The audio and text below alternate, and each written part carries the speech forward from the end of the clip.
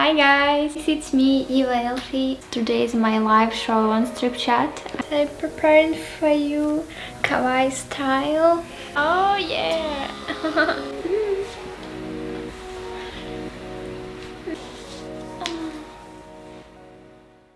Хочу показать вам свою сумочку.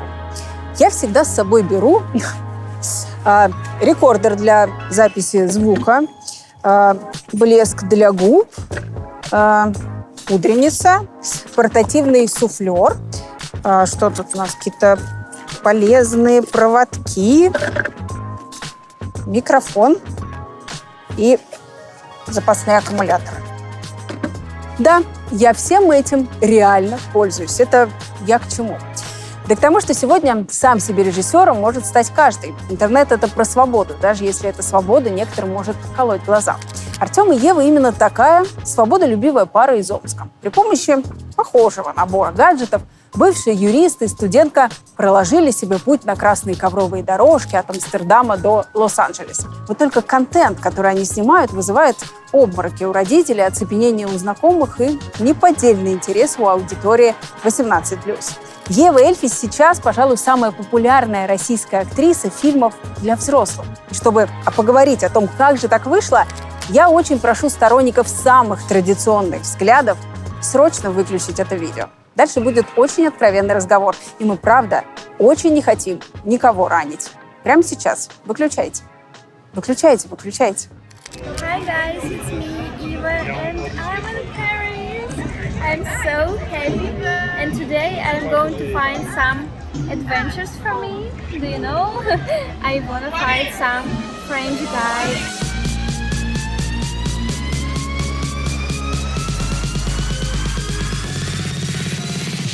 And the winner is none other than the beautiful Eva Elfi. And thank you so much! Какие у тебя теперь уже есть победы? Уже много. Порно-Оскар сам играл главный Вен. У меня был 2 года назад как старлетка, это называется, как новичок года. Угу. На Pornhub Awards у нас награды как лучшая актриса по мнению женщин. Так. Угу. Самая красивая киска. Там за лучший минет есть награды. И просто вот много наград. Каждый год мы берем как The Best Clip Artist. Это вот клип-артист в порно подразумевается, что человек, который вот как раз сам снимает свои видео.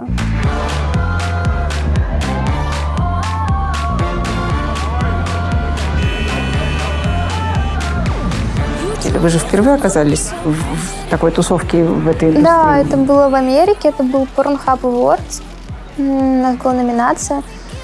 И, конечно, это было так волнительно ехать в Америку. И мы были единственные вообще из России, из СНГ. Из Европы еще приехала одна пара. Они снимаются без лица, тоже очень популярные. Честно, немного чувствуешь себя не на своем месте. Почему?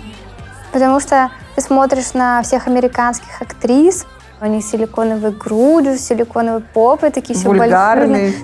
А я как будто школьница пришла и вообще не вписываюсь в эту концепцию. Я вот смотрю на них, я знаю действительно, что в Америке, в Мексике другой вкус на девушек, им нравится другой контент, да. И вот сложно вписаться в эту тусовку. Сложно, что они уже все друг друга знают. Они вместе работают, а ты как бы приехал с другой страны, они тебя особо не знают. Тогда мы ничего не выиграли, расстроились, уехали в отель, уснули. Не пошли даже на автопати. Но первый раз было странно, потому что ты только начинаешь, вот как всегда, когда новичок, чувствуешь себя не очень комфортно. То сейчас мы ездили уже, ты больше кого знаешь, уже можешь повеселиться вместе, разделить эмоции и чувствуешь свою значимость в этом комьюнити. Это что-то дает тебе, вот эти награды? Я не знаю, повышает ценник? Денежные награды это не дает. Тебе присылают статуэтку. Но это, наверное, дает больше... Да, ты можешь повышать ценник за свою работу. И больше, я думаю, это дает узнаваемости и популярности в этом комьюнити среди моделей.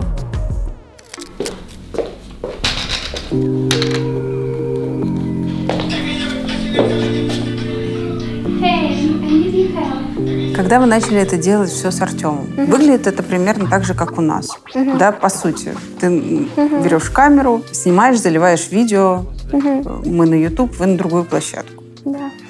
Наше первое видео было снято на GoPro, и не знаю, почему нам пришла идея купить GoPro, а не камеру, и снимать видео на камеру, на такую.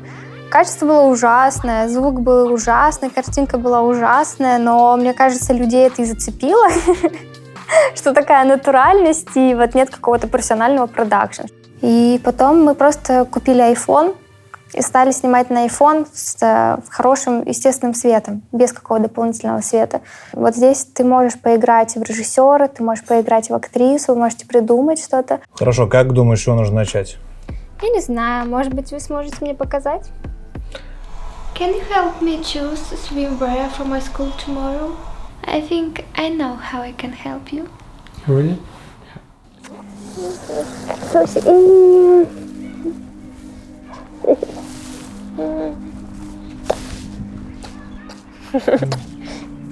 Это так странно, да, когда 24 часа вместе проводишь, а потом расстаешься на пару часов и уже соскучился. Я так понимаю, что ты в своих фильмах снимаешься только с Артемом. Вы это заранее как-то с ним обговаривали, или ты просто сама не хочешь с другими мужчинами?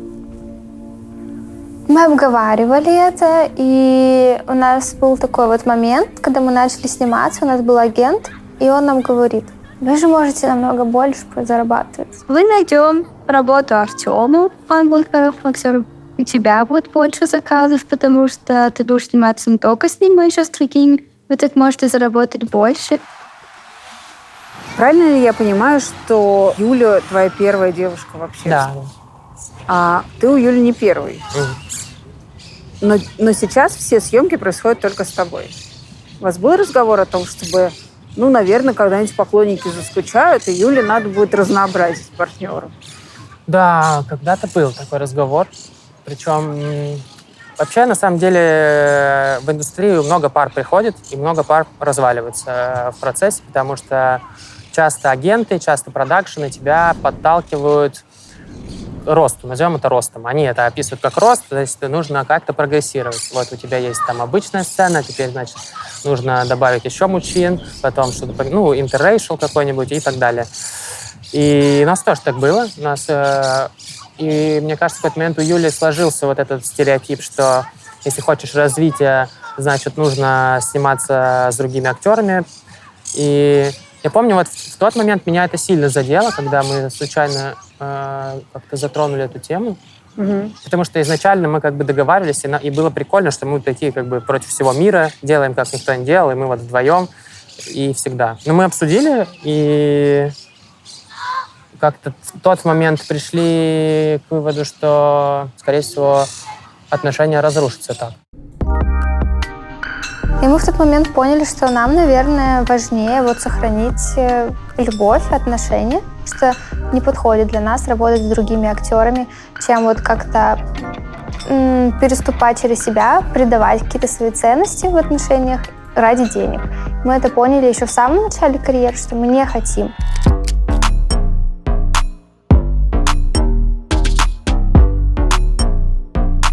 Как вы понимали, что вот этот образ, вот такого цвета волосы, вот так я буду там выделять свои ушки и играть в эльфа, или вот эта девочка там... Как вы к этому постепенно приходили? Я думаю, это большая заслуга Тёмы. А если посмотреть на стандартных порноактрис американских, то они не выглядят мило. У них силиконовая грудь, сделанное тело, они не выглядят натурально. А людям, вот ему казалось, что людям на тот момент не хватало какой-то натуральности и милости. Вот нету, он сказал, нету милых порноактрис, нету вот милых каких-то девчонок вот именно для меня. Вот ему было 22 года, он говорит, вот моего типажа девушек я не вижу, а мне хочется вот просто подрочить, да, грубо говоря, на свою соседку, на свою одногруппницу. Вот что-то дайте мне такое, вот что-то простое. Да. И мне кажется, ему вот удалось эту идею реализовать, дать людям тот контент, показать красоту с другой стороны, что девушка милая тоже может быть красивой, сексуальной и может заниматься сексом. Hi, it's me, Eva Elfi, and I want want to be your girlfriend today?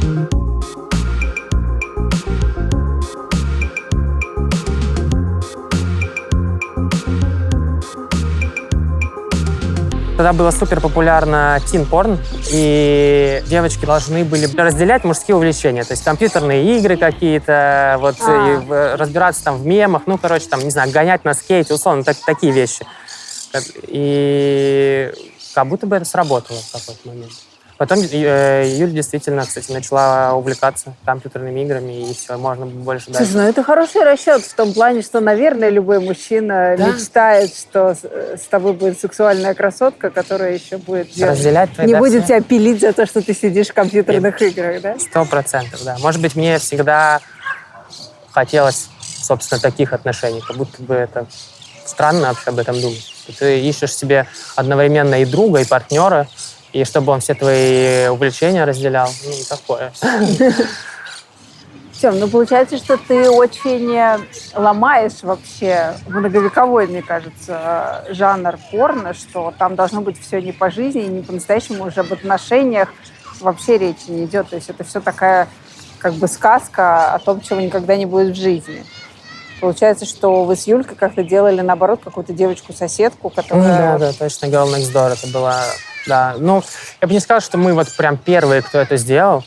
Хотя, так, если подумать, наверное, мы первые, кто сильно стал успешными. Ну, это получается, как бы, я не знаю, задали ли вы эту моду? Это русский... Я просто вспоминаю Джей Лиса, но это такой же типаж юной девчонки. Да, но только она снималась для профессиональных Продакшенов, и она снималась со взрослыми мужчинами.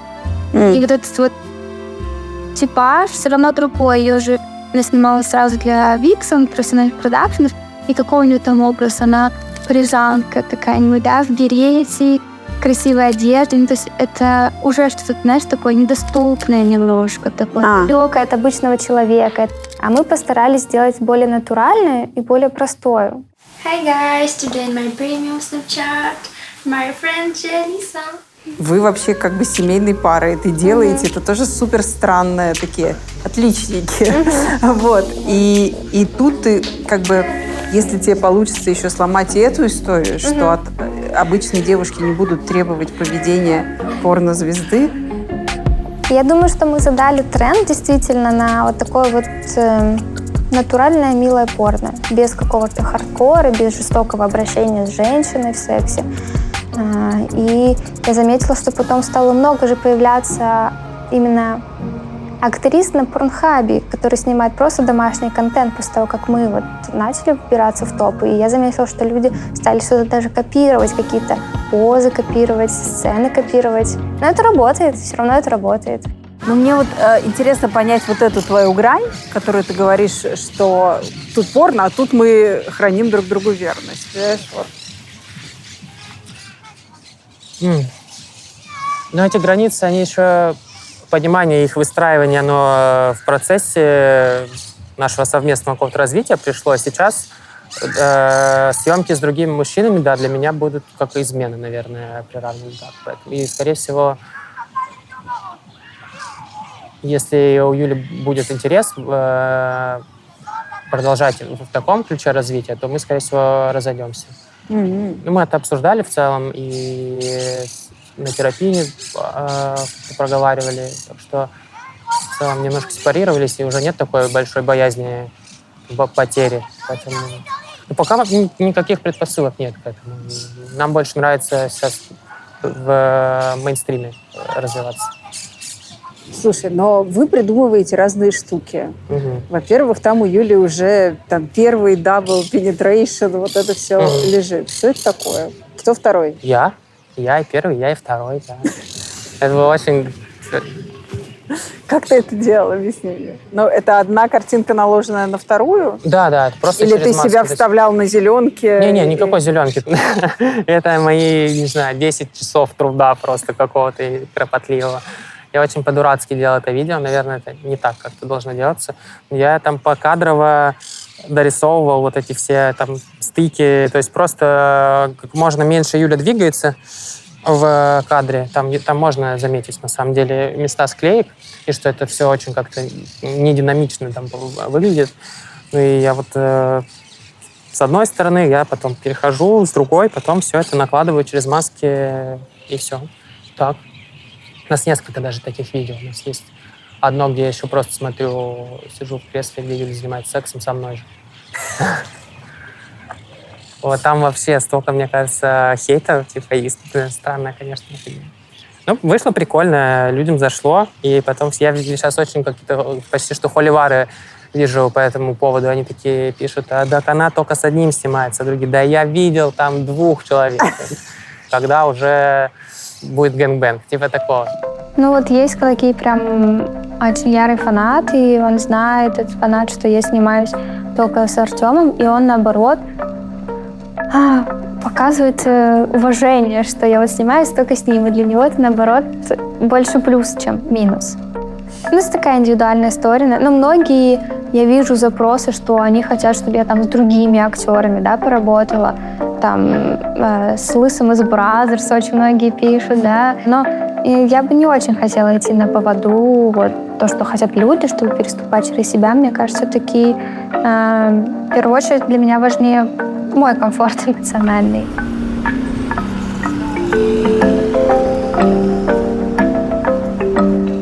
Так, вы сейчас затеяли какой-то англоязычный проект. Что за проект? Да, мы решили попробовать начать вести YouTube на английском. Идея в том, что Ева Эльфа приезжает в какую-то страну и идет на свидание с фанатом из этой страны. И хотели бы показать какие-то прикольные места, какие-то культурные особенности дейтинга в этих местах, в странах отдельных. И думаю, будет прикольно, потому что, во-первых, все фанаты этого ждут. Они постоянно говорят: о, Ева Эльфа приехала в Рио, там очень большие какие-то начинаются охваты, люди что-то репостят. Мы, например, всегда стараемся, если куда-то приезжаем, делать что-то такое для местных, там, не знаю, с флагом, там что-то поснимать, какие-нибудь тиктоки, или там на футбольный матч какой-нибудь сходить. И все это прикольно, типа, людям нравится такое, что как-то подсвечивают какие-то особенности местные. Это будет выглядеть как свидание, прям свидание? Мы, если честно, уже сняли первый выпуск. Так. И вообще, конечно, сложный вопрос, выглядит ли это как свидание. Потому что для меня это тоже вопрос ревности, и смотреть, как Юля ходит с кем-то на свидание. Снимать это, я правильно понимаю, что ты за камерой? Да, я за камерой. В какой-то момент, конечно, подумал: что я еще придумал? Почему мне это снимать? Ну хорошо, но первый раз вы снимали. Какие элементы свидания там есть? Ну, ужин какой-то, совместные прогулки. Ну, какие элементы? Там мало, на самом деле, физического какого-то контакта. Это больше даже можно... Во-первых, у чувака была девушка, которая ему дала аппрув на то, чтобы он пошел на свидание. Я не знаю, как вообще. Да вы, блин, и он еще... вы все такие. Похоже, он еще буддист и работает в храме.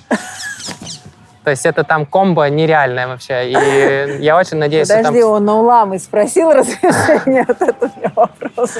Он выходной взялся, он должен был работать, он договорился, он чем-то, он там типа как-то монаху помогает, он ему готовит, потому что монахам нельзя готовить, какими-то такими штуками заниматься. Поэтому вот он у монаха отпросился на денечек. Было, конечно, было прикольно, мне очень понравилось, это было очень трогательно, я даже потом грустил немножко, если честно, потому что он говорил в какой-то момент, что это лучший день в его жизни. Это потрясающе. Так что он мне разбил сердце. Странно. Это странный был коктейль эмоций, конечно, но кажется, мы после этих съемок поняли, что нащупали что-то прикольное и что надо попробовать продолжать.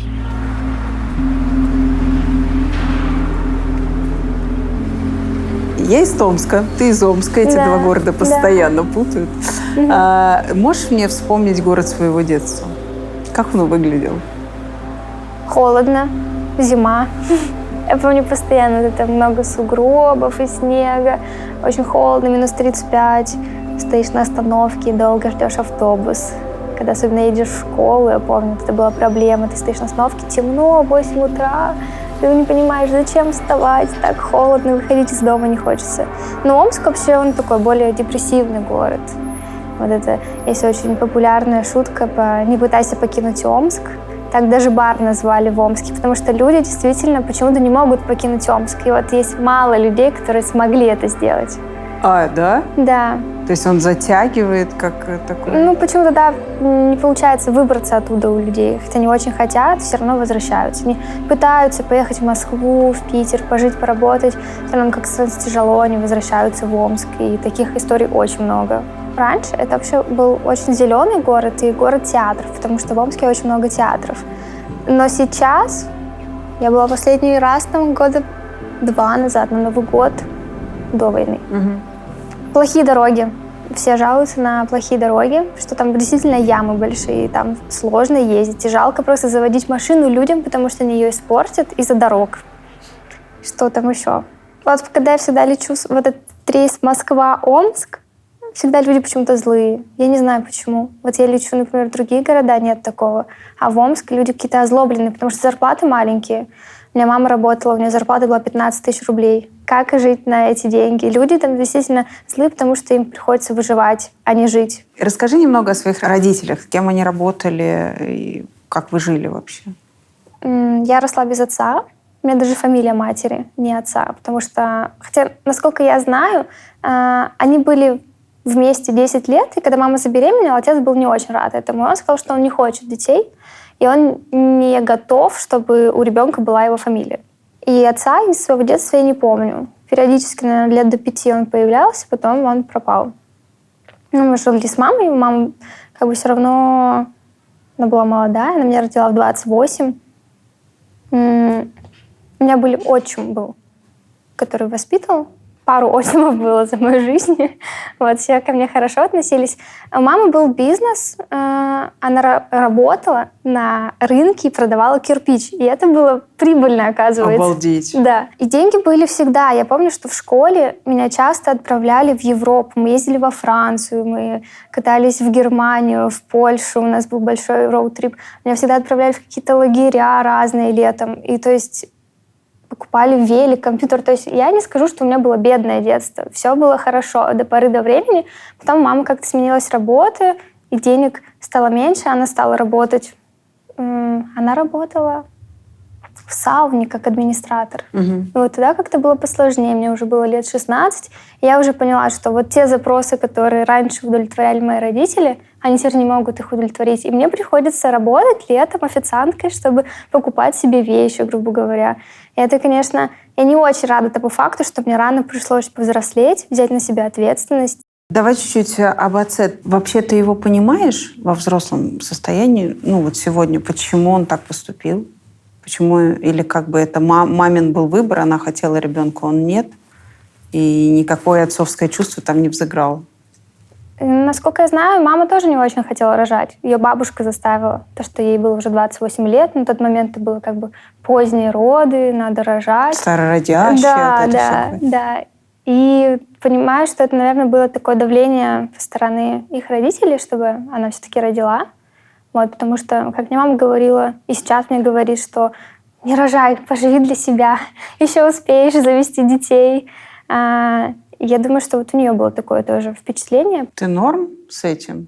Ну, в смысле, как осознавать, что ты нежеланный ребенок? Я проработала эту историю с психологом, потому что, конечно, это тяжелая тема. Я с психологом, наверное, 2 года это прорабатывала. И сейчас поэтому я могу так легко об этом говорить, улыбаться. На самом деле, конечно, для каждого ребенка это тяжелый момент. Это такой факт, что ты нежеланный ребенок. Но, по сути, моя мама меня воспитывала, она дала мне все, что она могла мне дать, она меня любила. И я не могу на нее обижаться из этого факта. Но ты это как-то чувствовала по детству, что я нежеланна, меня не любили, вот это? Я точно могу сказать, что мне не хватило, наверное, внимания матери в детстве, потому что она постоянно работала. И я часто проводила время с бабушкой.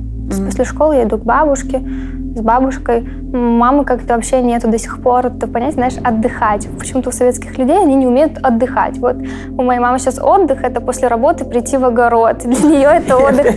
А хотя это очень тяжело, это же труд такой. Мы почти никогда не ездили вместе отдыхать, как вот семьи ездят, например. И мне вот не хватило чисто элементарного внимания от родителей в детстве. Ну, траву еще щипать ладно, но вот колорадский жуков собирать я не готова. Я потравила. Жена, дай ей малинку, дай ей малинку. Ничего не маленького. Она малину ест. Насколько вы откровенны всегда с мамой? Насколько ты ей стремилась что-то рассказывать? Или... Абсолютно нет. Вообще не было. У меня нет коннекта вот так с матерью, как вот смотрю, у других есть людей. Я как-то не делюсь с ней какими-то достижениями. Мало что вообще мы с ней рассказываем друг другу. Хорошо, да? Созваниваемся, наверное, раз в месяц. Так пообщаться, но не так, как близко, например, как я вижу у своих друзей, как некоторые мама и дочка, они как лучшие подруги могут вместе куда-то ездить, делиться всеми сплетнями, каждый день созваниваться, что-то обсуждать. У меня такого не было.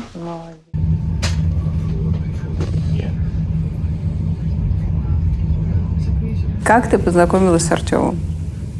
Мы познакомились в Омске, знаем друг друга давно. Он был друг моего бывшего парня. Вот. Они дружили. И когда я рассталась с своим прошлым парнем, мы начали встречаться с Тёмой. А чем он тебя привлек? Чем он тебе понравился? У меня есть какой-то фетиш на очень умных парней. И вот он один из самых умных парней, которых я знаю в своей жизни. Он закончил школу с золотой медалью. Да. Университет с красным дипломом, еще магистратуру закончил. Он хороший юрист, он свободно владеет английским языком, плюс он еще начал в себе открывать таланты. Он, кажется, хорошо поет и научился играть на гитаре. И я смотрю на него, и я восхищаюсь, как он может чему-то новому научиться сам, без какой-либо помощи, и ему это легко дается. Вы знаете, когда есть люди талантливые во всем. Я вот смотрю на него, это человек талантливый во всем. Расскажи мне, ты же по образованию юрист, и до чего ты доработался? Вот, до какой степени юридической? Кем ты работал? Я работал просто in-house юристом в компании, которая продавала игрушки детские. У меня отец юрист, и я до этого просто работал помощником, когда еще в Омске жили, какие-то там мелкие юридические поручения. А по сути, это была моя первая официальная работа. Ты что-то успел понять про вообще юридическую систему в России? Я каждый раз читаю новости, думаю, как это вообще происходит, зачем вообще я учился? Ну, как сейчас юристы учатся? То есть все эти нормы, больше про публичное право, конечно, не про частное, но все нормы публичного права просто можно вот так нарушать. В общем, это, мне кажется, большая боль для всех юристов в России сейчас. Особенно, да, кто там в уголовной сфере работает. Там вообще не представляю, как. Мне кажется, это там от бессилия, не знаю, плакать можно. Какая семья у него? То есть он вот золотой сын маминой подруги. Да, у него отец юрист, он бывший полицейский, а мама детский психиатр. Ну, то есть у них такая интеллигентная семья, они вкладывались в его обучение, много его на курсы английского отдавали, следили за обучением, чтобы он хорошо учился, у него есть младший брат еще.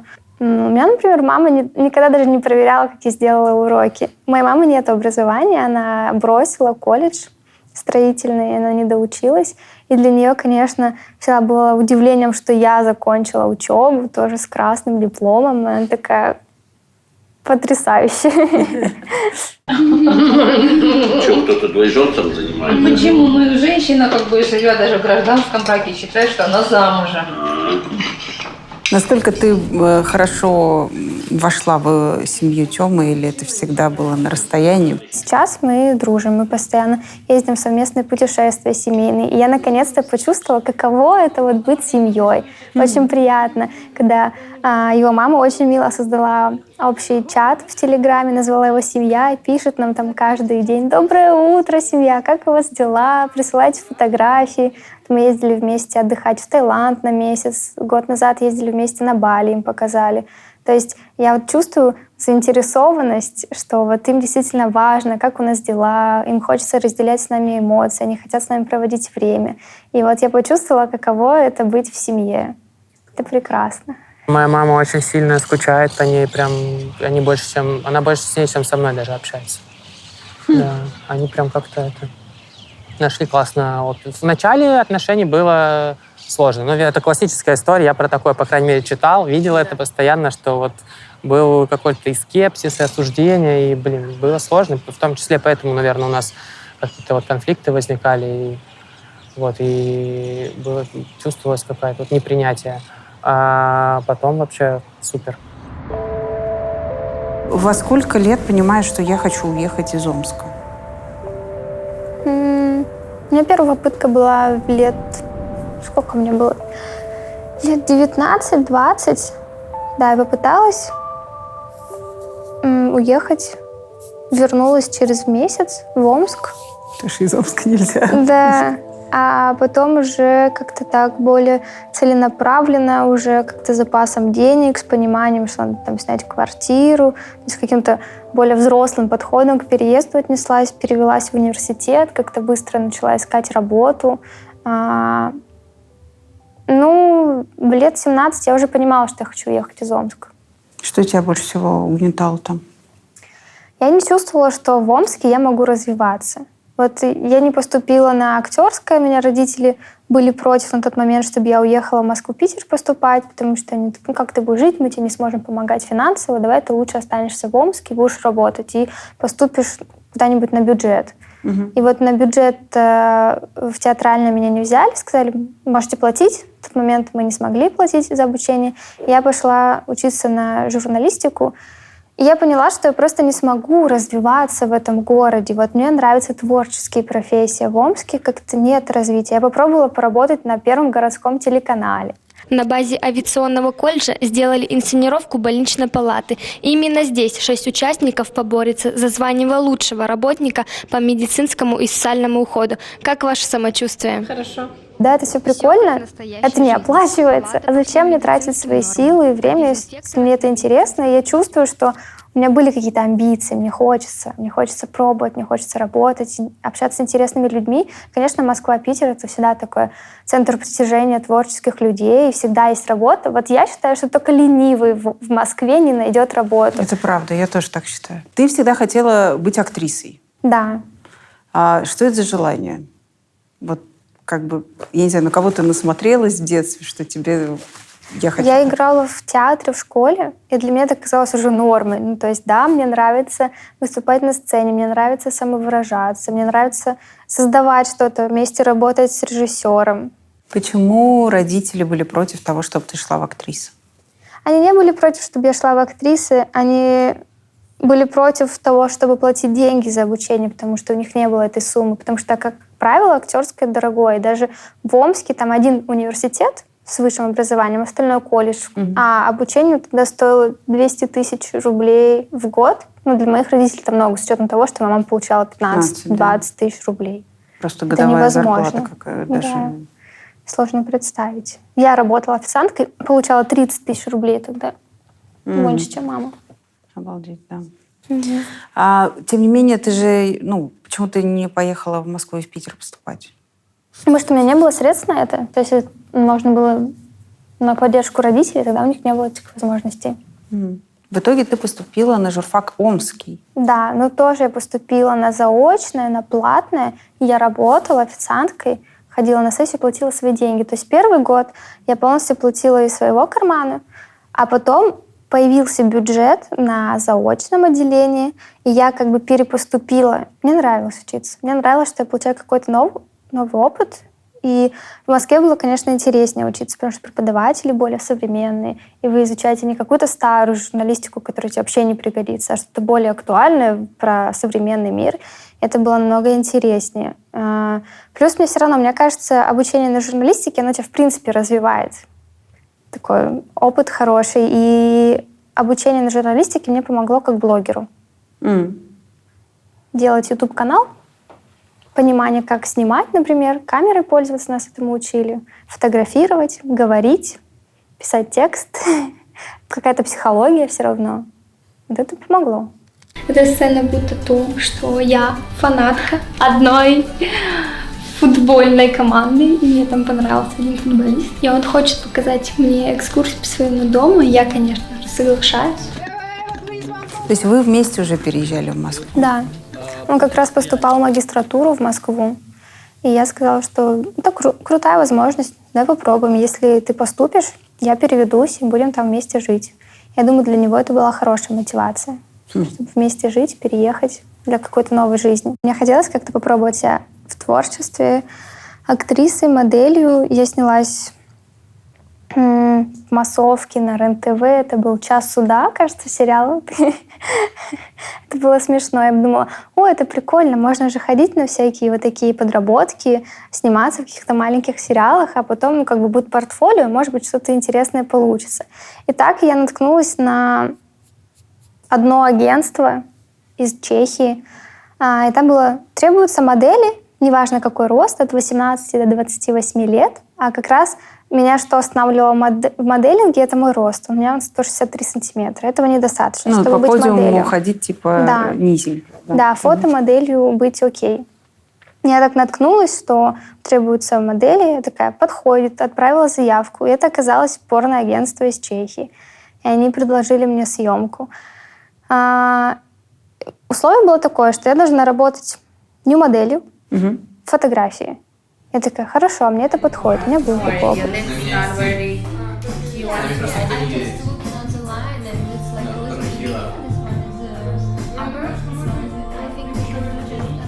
Я ходила в Омск к фотографу, фотографировались ню, потому что моя подруга из театра ходила, и она сказала, прикольные фотки. Там просто как бы грудь оголенная, какие-то красивые позирования. Ты носишь каблуки, декольте, юбки. И вот это, наверное, при изучении своей сексуальности, в принципе, тоже очень же интересно почувствовать, как ты себя чувствуешь сексуально, что тебе подходит, что не подходит, как ты подружиться со своим телом. Ты можешь вспомнить свои первые ощущения? Ну, я не знаю, это достаточно сложно раздеться и вот что именно через камеру. Это совсем не прием у врача. Да. Ну да, если в таком раннем возрасте, там 18-19 лет. Наверное, было какое-то смущение, потому что человека не знаешь, и обычно фотографы взрослые мужчины, и не понимаешь, наверное, каких-то еще своих границ. Ну, не было там приставания, ничего не было, но как будто бы фотографу тобой проще управлять, потому что ты не профессиональная модель, только пришла, и ты можешь, в принципе, соглашаться на то, чтобы ты, может быть, не согласилась, да, как-то там оголиться сильнее. Или как приоткрыться сильнее, тебе было не очень комфортно. Так, потом вы едете в эту Чехию. Но оказалось потом на съемках, что еще надо сделать видео с мастурбацией. И меня обманули, я к этому не была готова. Но фотографы, с которыми мы работали, муж и жена, они оказались адекватными, и они как раз специализируются на новых девушках в индустрии, которые только начали сниматься. И они как-то такой подход, правильный, наверное, выбирают, и очень добрые, открытые, объясняют, что не хотят никого там обмануть. И мы как-то подружились, что я думаю, раз я уже здесь, окей, попробую. То есть это нужно прям войти в это, почувствовать это. Потом уже я начала получать удовольствие от съемок порно, потому что я как-то уже подрасслабилась, поняла, что мне нравится, больше начала дружить с своим телом. Это стало прикольнее. А вначале ты вообще всегда, когда начинаешь делать что-то новое, ты новенький, и ты всегда себя будешь чувствовать неуверенно. И да, я мастурбировала, но не могла даже представить, что мне придется это делать на камеру. И это же надо еще как-то делать сексуализированно, не как ты дома, да, мастурбируешь в себе привычной позе, там, без мимики, но вот просто для себя. В маске и в этом. А тут тебе нужно быть сексуальной, тебе нужно еще стоны издавать, тебе нужно как бы показать, что тебе приятно. И, естественно, это не натурально, тебе приходится это играть, а ты думаешь, правильно я играю вообще? Вообще это сексуально? Это там сексуально вообще или нет? Или это не сексуально, да. И вот я пару раз так поработала, я говорю, а вы можете нас снять с моим парнем? Они такие, да, можем. Возможно, вдвоем мы поехали уже из-за денежной мотивации, я уже подустал, у меня был такой тяжелый период, что я ходил с 8 на работу, где-то заканчивал в 7 и бежал с опозданием на пары в магистратуру, и там до позднего вечера, и потом приходить домой, что-то какие-то делать, готовиться к семинарам следующим, по работе что-то делать, и там спать по 6 часов, кататься через всю Москву. Не знаю, наверное, я немножко подустал и подумал, что, прикольно, нам заплатят как вот мою зарплату за один день. И еще секс позаймемся. Как-то необычно. Вот, не знаю. Но это был твой первый секс на глазах у Хотя бы пары чужих людей. Да, первый. Это было, кстати, сложно. Первый секс на глазах. Вообще, это пара. Там большую часть видео снимает мужчина, женщина, она фотографирует обычно или там ассистирует на съемках. Но на первой съемке я попросил, чтобы только она нас снимала, потому что было сложно, почему-то именно мужчина-оператор. Обычно на съемках там паузы, переставляется камера, меняется ракурс, а она ходила вот так, как привидение. И мы просто снимали сексом, она пыталась снимать и не мешать нам, не комментировать ничего. Я думаю, что вот как бы можно сказать большое спасибо ей, что она вот сделала комфортные условия, потому что, мне кажется, могло бы сразу желание отбить, если какой-то был бы некомфортный оператор, и мы бы не продолжали никогда сниматься. А с ней было все хорошо. То есть мы постарались просто заниматься сексом, как мы им занимаемся. Ты это как себе объясняешь? Настолько там скромный парень, который всю жизнь там на учебниках корпел. Ну, как бы...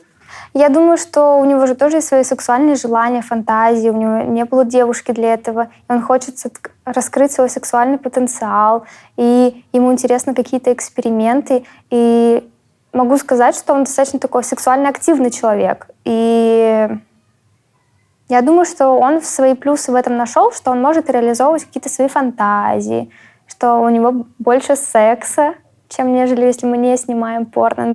Но я к тому, что не у каждого получится это на камеру. То есть если девушка может симулировать, то парень нет. И... Да, я думаю, что сильная мотивация была в том, что он сильно меня любит, и он готов был ради меня на это пойти.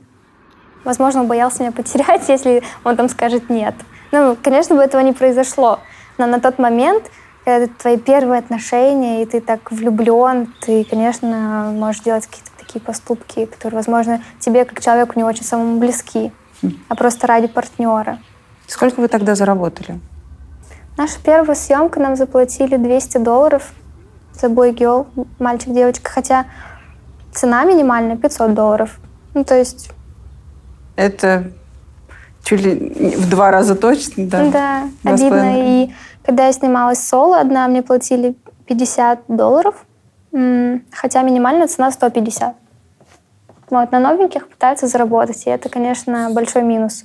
Мне некому было обратиться, когда я начала съемок, я никого не знала из индустрии, но вначале чувствовалось, что некоторые актрисы даже не хотели называть, за какую сумму они работают, что это как бы секрет. И ты такой думаешь, почему мы же вот в одной лодке с тобой? Да. Почему нет? Если вот ты работаешь выше за цену, а я за меньшую, я же демпингую рынок, и потом другие продакшены будут брать моделей больше за меньшую сумму, и ты же сама себе этим хуже сделаешь. И потом начали чаще ездить в Европу сниматься для других продакшенов, и он подумал, а зачем мы ездим куда-то сниматься для кого-то? Делаем что-то по сценарию, не очень комфортно, и он такой достаточно закрытый человек, ему было тяжело работать с командой профессионально. Давай просто сами попробуем поснимать и выложим просто сами видео на Pornhub.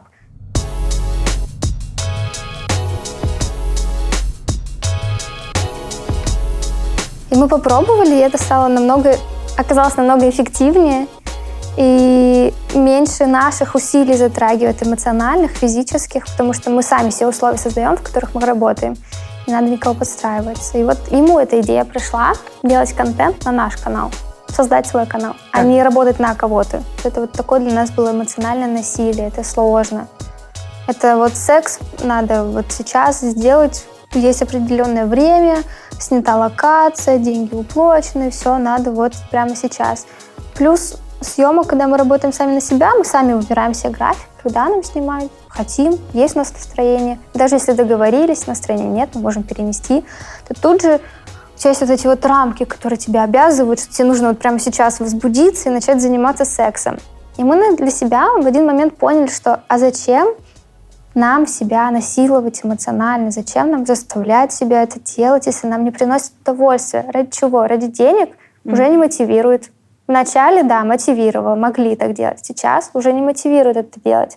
И от этого результата только лучше на самом-то деле. Многие актрисы это не понимают, которые работают на студиях, что выгоднее потратить столько же сил и заработать в 2-3 раза больше, чем поработать на кого-то. Но многие актрисы просто не хотят на себя брать ответственность за монтаж, за камеру, за свет, да, то есть это же тоже дополнительно надо человека искать, как-то это регулировать. Тебе, наверное, проще прийти, отработать, получить деньги и уйти. Ты можешь взять белый стульчик, вот. Ну, либо вот так вот, да, ее вот пощелкать, чтобы ножки у нее были оторваны от пола, чтобы они могли дорисовать фон и сделать. Когда мы снимали большой фильм про порноиндустрию, и Юля Гранди, которая, собственно, главный продюсер русских девушек за рубежом, она первое, что как бы проговаривает, говорит, первое, о чем я всегда предупреждаю, что любое видео увидят люди. То, что было в интернете, остается в интернете, и вы никогда это можете даже не надеяться, что это посмотрят американцы, а мама в России никогда это не увидит. Насколько вы были к этому готовы, что завтра тебе звонит мама и, не знаю, кричит в трубку или еще что-то? Мало были к этому готовы, естественно. Но в тот момент я вообще почему-то об этом не думала. Я не думала про вот то, что кто-то узнает и начнется осуждение. Меня это как-то мало волновало. Ты отчетливо, да, уже понимаешь, что ты не вернешься, так сказать, в нормальный социум. Ты все, маргинал по жизни. Я вчера разговаривала со Славой, вот, и я говорю, вот я просто сейчас представила этот ужас, если мне придется пойти на работу в офис 5 через 2, я с ума сойду. Сложно было предугадать такой большой масштаб последствий, что он вот такой будет, что действительно узнают все, и что начинают какие-то, я переживал, что меня могут отчислить из университета, что на работе узнают, что вот место работы. Наверное, это были переживания больше не о будущем, а в моменте, что вот, в принципе, сейчас какая-то такая случилась шаткая ситуация, что может жизнь, привычное ее течение разрушится очень легко. Я думаю, что мы это понимали прекрасно, что обратного пути не будет. Если мы сейчас снимемся, то, и это узнают, это скроется, будет сложно жить. И тут как бы вот выбор такой очень сложный был. Но я тот человек, который очень любопытный, любит рисковать и пробовать что-то новое. Как будто бы в Омске узнал вообще каждый человек в какой-то момент. Настолько, наверное, тесно все общаются, все друг друга знают, что вот в моем родном университете в МГУ там буквально это распространилось вообще как чума какая-то просто. Все узнали, все начали это обсуждать. У тебя был период, когда тебе это тяжело давалось? Или тебе это больше прикалывало и нравилось? Я, наверное, храбрился больше. Возможно, какое-то первое время... Но все равно, конечно, это стрессово, потому что мне не хотелось, чтобы родители узнали как-то, а самому почему-то не было сил и смелости сказать. А в остальном, мне в целом было тогда, что мои сверстники... главное, что друзья не отвернулись. Друзья поддерживали, и классно, в принципе, все было. Ты уверен на 100%, что они поняли, или они сделали вид, что они это приняли и поняли? Разницы-то никакой нет. Главное, что как я это увидел. Может быть, вот интересный вопрос. На примере... Мы часто в Штаты гоняем, и вот эта культура смолтолка и типа мини какой-то поддержки. Стоит ли задуматься, говорят ли они это искренне? Искренне ли они тебя поддерживают или сочувствуют? Они же говорят слова поддержки. Возможно, их воспринимать просто как слова поддержки. Как не то, что восхищаешься, это само сказано. Согласен. Типа ты такой, ты бы так не сделал, они это могут. Ты типа такой, вот это как так? Я не знаю, можно это при вас говорить или нет. Чувак в наших кругах считался, максимально скромный, максимально неприметный, максимально такой, да. И тут он нахуй в порнухе. Те друзья, которые мои близкие, которые меня знали, для них это не было шоком, потому что они знали меня, что я была достаточно открытым человеком. Я тот человек, который говорил о сексе со своими друзьями, могли шутить об этом. Я постоянно какие-то пошлые шуточки шутила, и они такие говорили, вот мы подумаем о чем-то пошлом, а ты это скажешь. Как в итоге родители отреагировали? Как они узнали? У меня приезжала мама с младшим братом в Москву в гости. И в тот момент уже мы были сильно популярны. И мы ходили по улице, часто люди подходят фотографироваться. Очень часто узнают в России. И они обычно спрашивают, вы действительно вы Ева Эльфи? Я там не обознался. И где-то на третий раз мама такая, что они говорят, все, с кем они тебя все путают? Кто этот человек вообще? И просто она загуглила и нашла. И это было видно вот в момент переломный. как у нее изменилось настроение. Ну и я потом с ней просто поговорил об этом. Было сложно, она плакала много, переживала. И тогда она очень сильно, конечно, испугалась. Она испугалась еще какой-то уголовной ответственности. Потому что это непонятный статус. Да, непонятный статус, да. И она, наверное, где-то прочитала просто так вот и начала переживать. И я, в общем, какие-то основные пункты ей рассказывал, что вот мы только вдвоем снимаемся, что в целом, типа, у нас все окей, что нас вроде как не должны посадить в тюрьму. Я сказал, нас точно не посадят, но я в этом не был уверен, конечно, но он сказал, что точно не посадят. И как-то вот смог, ей, конечно, не сильно тогда помогло, и нужно было это прожить, принять, а с отцом вообще ни разу об этом не говорил. Как будто мы просто сделали вид, что все в порядке. Ну, все в порядке в целом. А он знает? Да, он знает, конечно. Я думаю, что мама ему сразу рассказала. Может, она его бережет и не стала? Ну, нет, точно нет. Я думаю, что... Да, и уже столько было всяких историй, публикаций в СМИ разных, в омских в том числе. Я уверен на 99%, что она ему там в первый же день позвонила. Спросить, может, юридическую какую-то консультацию, как посадят ли ее сына в тюрьму или нет. Вот меня мучил этот момент, что мне хотелось сказать родителям, потому что мне не хотелось, чтобы моя мама узнала от кого-то другого, а не от меня. Мне казалось, это вот будет самое худшее, что она от кого-то узнает неправду, а вот какие-то слухи, как это может негативно на нее сказаться. И мне было очень важно сказать это ей самой. И я сказала об этом ей. И была такая смешная история, что мой отчим, оказывается, узнал с самого начала, как мы начали сниматься с Артемом. И он не говорил маме все это время. Да. Потом, мне мама об этом рассказала, что когда я ей сказала, она, видимо, пошла обсуждать это с отчимом. И он ей сказал, да, я знал, но я не говорил, не хотел там тебя расстраивать. Думал, что вы сами разберетесь в своих взаимоотношениях. И она сказала, вот это он молодец, что он так долго ждал, наверное, 2.5 года, и он ждал, не говорил. И, конечно, это мое уважение. Но мне нравится такой поступок, что он не стал, наверное, так вмешиваться и так деликатно подождал, когда я сама скажу.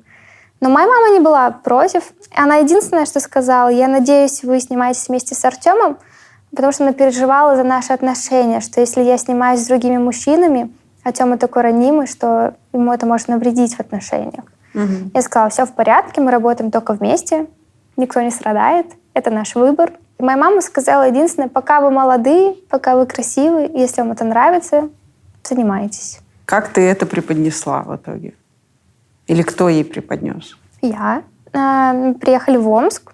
Я ей скидывала периодически фотографии со съемок своих. Ню? Ну, не ню, там, где я еще в одежде. До того, как я сняла рубашку. Да. И она говорила красиво, что ей нравится. И вот я сказала, что вот я как бы и ню-моделью работаю, а теперь мы с Тёмой еще начали снимать видео 18+ вдвоем. Ну вот, это было все. Она такая, я так догадывалась, но не спрашивала. Мама восприняла это нормально. Как думаешь, почему? Ну, у меня мама не запрещала мне в детстве ничего. Там, хочешь пойти гулять, иди гуляй. Хочешь там остаться на ночь у подруги, оставайся. Хочешь там, не знаю, устроить у нас дома вечеринку, устраивай. То есть не было каких-то ограничений. Я думаю, что вот для нее это главное, наверное, чтобы я была счастлива, как, для любой матери, наверное, чтобы ребенок был счастлив. Она это просто как-то приняла, и у нее не было вот такого табуированного этого. Она не религиозный человек. Сейчас, прости за вопрос, но как бы учитывая, что ты мне рассказала, это было больше равнодушие, то самое, или это было проявление любви и принятия? Вот. Я вот больше склоняюсь к равнодушию. Потому что почему мне не хотелось долго рассказывать, вот что меня смущало, то, что моя мама никак не отреагирует, что не будет никакой реакции, меня не накажут и меня не похвалят, а скажут, ладно. И вот это для меня вот самая болезненная реакция для меня. И вот оно почти так и вышло, потому что не было такого «Вау, я в шоке, там, осуждаю» или «Вау, какие вы молодцы». То есть она как будто покачала головой. Ну да, я так и думала. И, возможно, просто тот человек, который не умеет показывать эмоции. Тоже может быть, да. Да, и она, возможно, переживала об этом, но она не поделилась своими эмоциями. Периодически она звонила, там спрашивала, с вами все хорошо, там я иногда переживаю, но это все.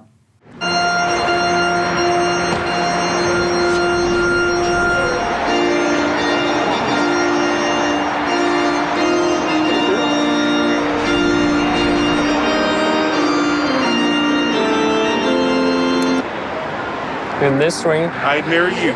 I marry you. I promise to love you I promise to love you forever. forever. Thank you, Artemi, and give Yulia a kiss in the hand. On the hand.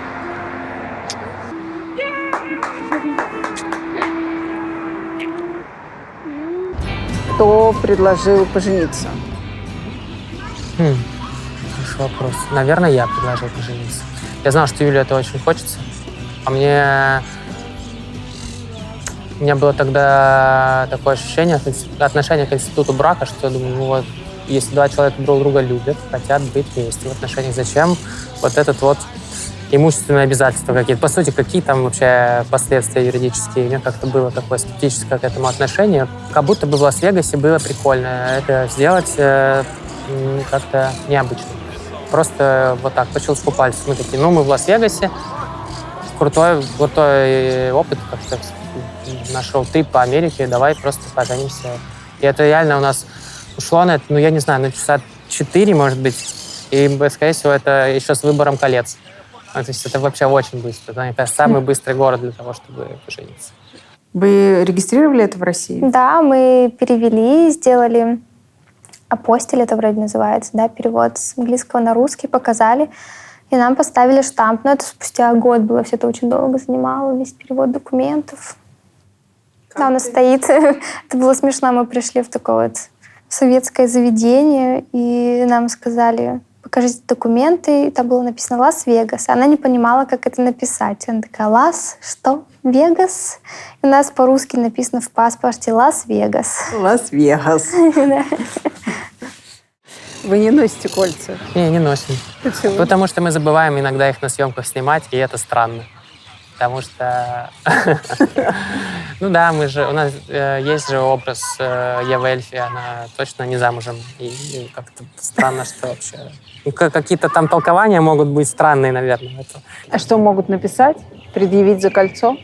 Ну, вопросы, да, могут возникать у какой-то такой кор аудитории, что типа, обвинить во лжи как минимум. Я вспомнил, как пацан во дворе тогда с такой фигней так вот просто катился и вниз падал просто. А что вот это здесь? Можно бегать, как белка в колесе? Что по детям? Хочешь ли ты детей? Нет, я пока точно не готова к детям. Я понимаю, что это большая ответственность, и нужно очень много времени уделять ребенку, воспитывать его, посвящать все свое время только ему, чтобы он чувствовал эту материнскую любовь, что ты рядом. Нет, это точно пока не для меня. Мне бы хотелось реализовываться пока самой, попутешествовать, достичь каких-то успехов в карьере еще, подзаработать денег. Потом, может быть. Но пока я больше склоняюсь к собаке. Поэтому пока выбор больше к собаке, чем к ребенку. А Артем? Артем тоже не хочет детей. Не готов.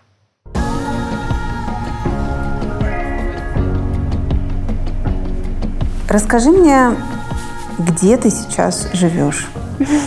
Я нигде сейчас не живу. Я путешествую уже как 3 года. Бывают страны, где я просто подольше задерживаюсь, бывают страны, где я всего лишь на неделю уезжаю. У меня с собой очень большой чемодан, он постоянно весит очень много, у меня постоянно проблемы с перевесом, 35 килограмм. Ну, вот за последний, наверное, год я жила 3 месяца в Таиланде, 3 месяца в Америке, в Лос-Анджелесе. Остальное время я постоянно где-то путешествую. Вот сейчас я буду неделю в Израиле, потом я буду неделю в Амстердаме, потом я буду неделю в Сербии, потом я буду неделю на Кипре, потом я улечу либо снова в Азию по работе, либо я улечу в Америку уже надолго.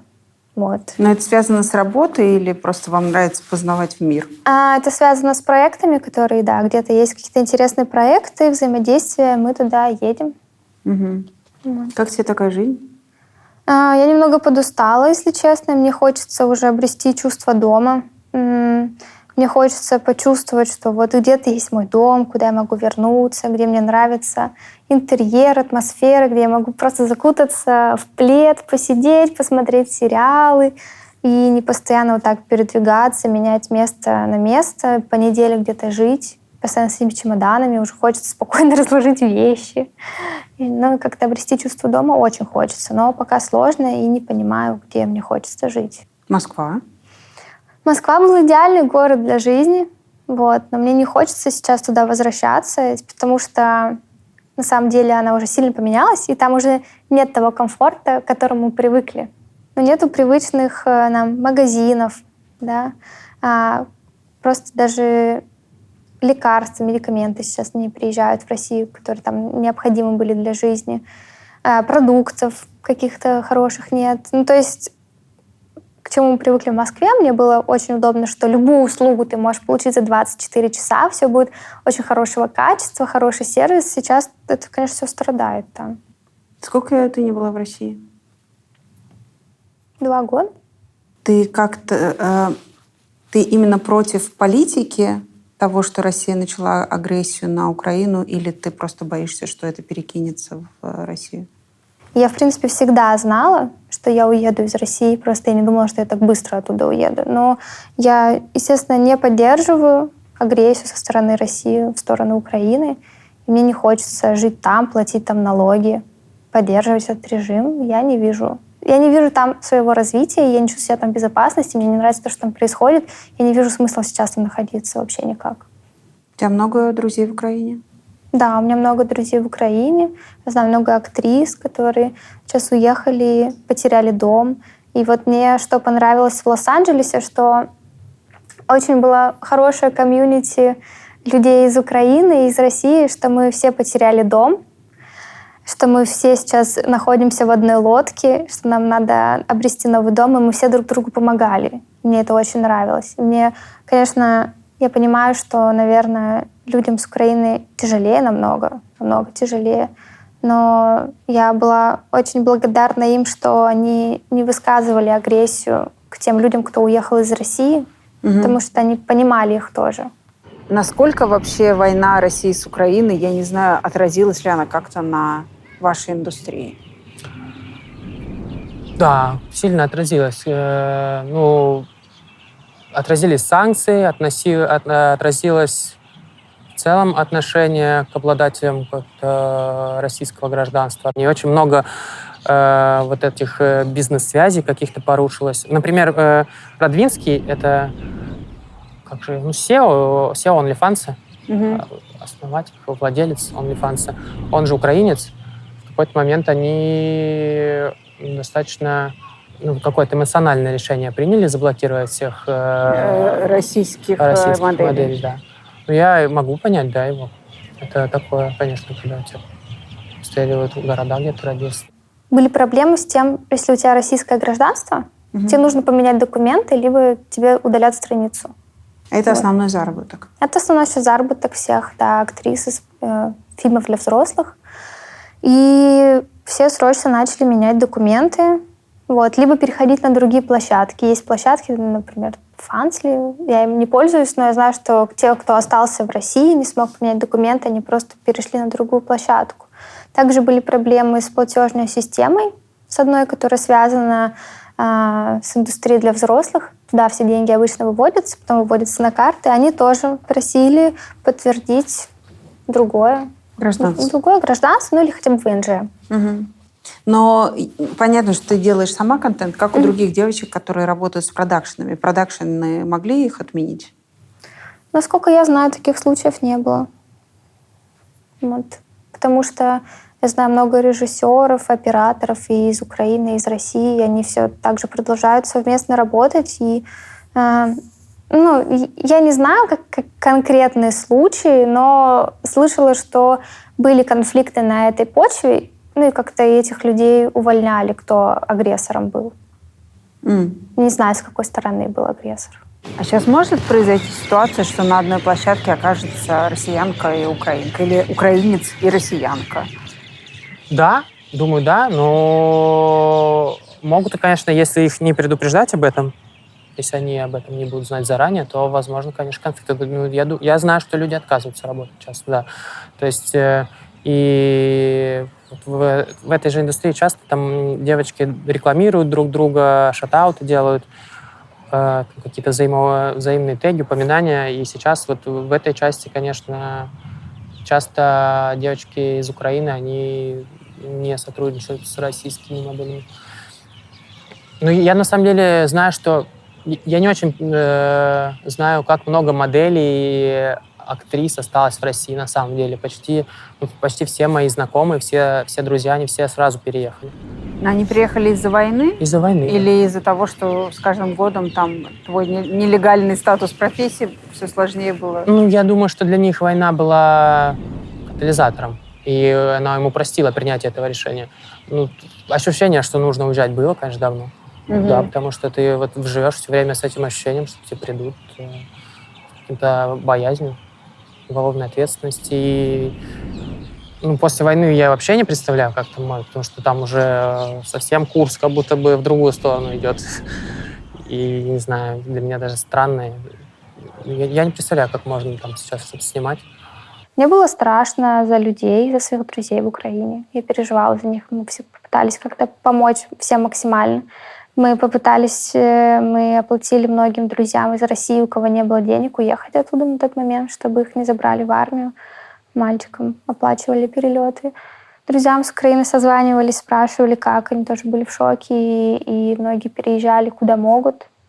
В Чехию многие переехали, кто-то в Эстонию, кто-то в Будапешт. Очень много компаний, которые связаны с Адалтом, они помогли на самом деле выехать многим людям из Украины. Они поспонсировали это, они их перевезли в другие страны.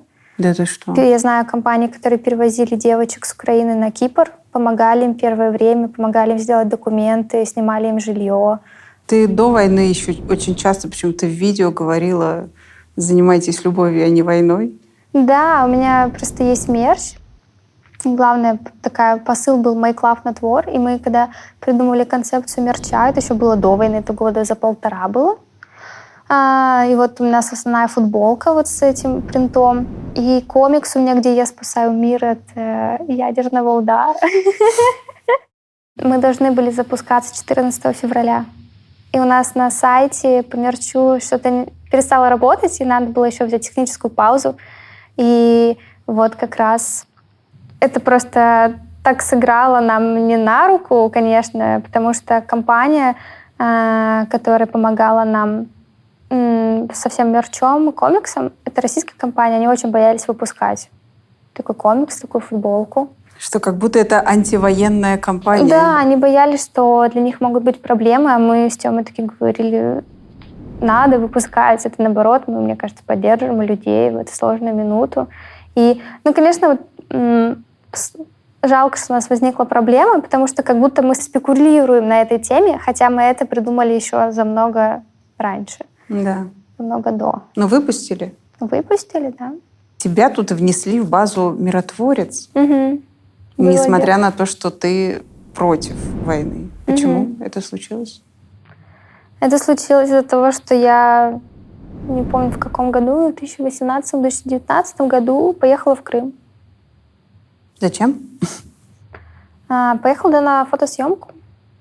Пригласили по работе. Я не знаю, насколько ты вообще интересуешься политикой и насколько ты думала о том, что как бы это будет не очень. На тот момент, честно, вообще не могла представить, что это может так обернуться, что я могу кого-то обидеть, причинить кому-то вред.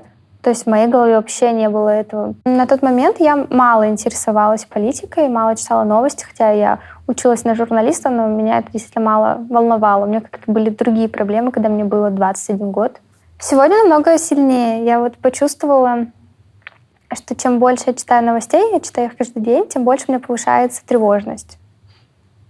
Вот. И какой-то я делаю детокс иногда от новостей, стараюсь как-то не читать, отдохнуть, чтобы просто прийти в какое-то нормальное состояние.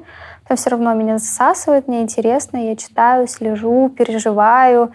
Ты будешь как-то думать по поводу легализации в других странах каким-то образом? Или ты будешь гордо ходить с российским паспортом? Нет, я точно не буду ходить с российским паспортом гордо. Я уже занялась процессом смены гражданства, получения паспорта. Вот сейчас на данный момент есть одобрение на грин-карту в Америку по визе талантов. Ты со своей профессией подавалась на визу таланта, и в Америке это окей. Да. Есть. Вы талантливы в этом, да? Да. Круто. Ну вот для меня это вот еще один такой фактор, что моя профессия нормальная, да, что я тоже актриса, что у меня есть награды, что я работала, и вот у меня есть всемирное подтверждение, что я популярна, известна, и за это мне могут дать паспорт. Ну, ВНЖ, а потом паспорт. Да, грин-карту. Самое интересное, как мы визу получали в США во второй раз. И тоже все объясняли, чем мы занимаемся.